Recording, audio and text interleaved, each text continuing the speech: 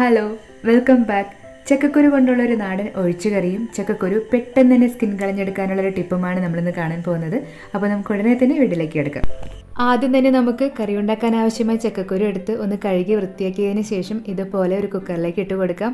ചക്കക്കുരുവിൻ്റെ അളവ് നമ്മുടെ ഇഷ്ടമനുസരിച്ച് കൂട്ടുകയോ കുറയ്ക്കുകയോ ചെയ്യാം. ഇതിലേക്ക് നമുക്ക് ഇതൊന്ന് മുങ്ങിക്കിടക്കും വിധത്തിൽ ഒരു ഗ്ലാസ് വെള്ളം കൂടി ഒഴിച്ചിട്ട് ഒരു മീഡിയം ഫ്ലെയിമിൽ 2 വിസിലടിച്ചെടുക്കാം. പെട്ടെന്ന് വെന്ത് കിട്ടുന്ന ചക്കക്കുരു ആണെങ്കിൽ ഒരു വിസിലടിച്ചാലും മതി.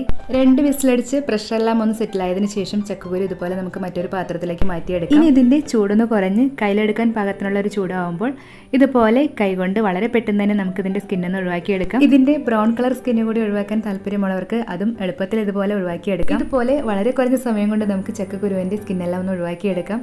ഇനി നമുക്ക് കറി തയ്യാറാക്കാനായി തുടങ്ങാം. നാടൻ കറി ആയതുകൊണ്ട് ഒരു മൺചട്ടിയാണ് എടുത്തിരിക്കുന്നത്. ഇതിലേക്ക് നമുക്ക് ക്ലീൻ ചെയ്ത് റെഡിയാക്കി വെച്ചിരിക്കുന്ന ചക്കക്കുരു ഇട്ട് കൊടുക്കാം.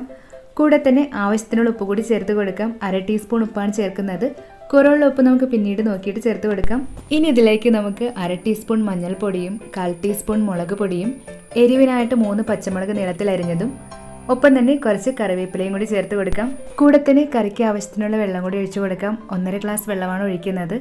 വെള്ളം ഒഴിച്ച് എല്ലാം നന്നായിട്ട് ഇളക്കി യോജിപ്പിച്ചെടുക്കാം. ഇനി നമുക്ക് സ്റ്റവ് ഓൺ ചെയ്ത് ഇതൊന്ന് തിളച്ച് കഴിയുമ്പോൾ മൂടി വെച്ച് എല്ലാം ഒന്ന് വേവിച്ചെടുക്കണം. നമ്മൾ ആദ്യം തന്നെ കുക്കറിൽ വേവിച്ചെടുത്തപ്പോൾ തന്നെ ചക്കക്കുരു എല്ലാം ഒരു 1/4 ഭാഗത്തോളം വെന്ത് കിട്ടിയിട്ടുണ്ട്. എന്നാലും ഒന്നുകൂടി ഒന്ന് സോഫ്റ്റായി വെന്ത് കിട്ടാനും ഉപ്പും മുളകും എല്ലാം ചക്കക്കുരുവിലേക്ക് നന്നായിട്ടൊന്ന് പിടിച്ചു കിട്ടാനും വേണ്ടിയിട്ട് മൂടി വെച്ച് മീഡിയം ഫ്ലെയിമിൽ 4-5 മിനിറ്റ് കൂടി ഒന്ന് വേവിച്ചെടുക്കാം. ചക്കക്കുരു ഒന്ന് വെന്ത് കിട്ടുമ്പോഴേക്കും നമുക്ക് ഇതിലേക്ക് വേണ്ട തേങ്ങ ഒന്ന് അരച്ചെടുക്കാം. അതിനായിട്ട് ഇവിടെ 1 കപ്പ് തേങ്ങ എടുത്തിട്ടുണ്ട്.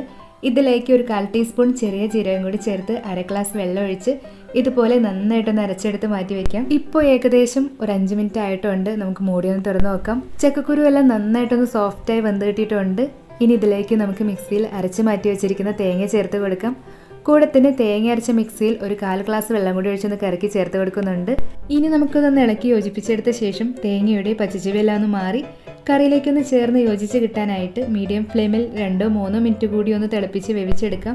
തേങ്ങയൊന്ന് പാകമായി കിട്ടിക്കഴിഞ്ഞാൽ ഇനി നമുക്ക് ഫ്ലെയിം ഓഫ് ചെയ്യാം. ഇനി ഇതിലേക്ക് നമുക്ക് 1/2 ഗ്ലാസ് നല്ല പുളിയുള്ള മോര് ഒഴിച്ചു കൊടുത്തിട്ട് കറിയിലേക്ക് നന്നായിട്ട് ഇളക്കി യോജിപ്പിച്ചെടുക്കാം. മൺചട്ടി ആയതുകൊണ്ട് പാത്രത്തിന്റെ ചൂടിൽ തന്നെ മോര് പാകത്തിനൊന്ന് വെന്ത് പാകമായി കിട്ടിക്കോളും. ഈ സമയം നമുക്ക് ഉപ്പ് നോക്കിയിട്ട് കുറവുണ്ടെങ്കിൽ ചേർത്ത് കൊടുക്കാം. ഇവിടെ ഇപ്പോൾ ഉപ്പ് കുറച്ച് കുറവായതുകൊണ്ട് ഒരു 1/4 ടീസ്പൂൺ ഉപ്പ് കൂടി ചേർത്തൊന്ന് ഇളക്കി യോജിപ്പിച്ചെടുക്കുന്നുണ്ട്. ഇനി നമുക്ക് നമ്മുടെ കറിയിലേക്കൊന്ന് താളിക്കാനായിട്ട് സ്റ്റവിലേക്ക് ഒരു പാത്രം വെച്ചിട്ട് ഇതിലേക്ക് 2-3 ടേബിൾ സ്പൂൺ വെളിച്ചെണ്ണ ഒഴിച്ചൊന്ന് ചൂടാക്കി എടുക്കാം.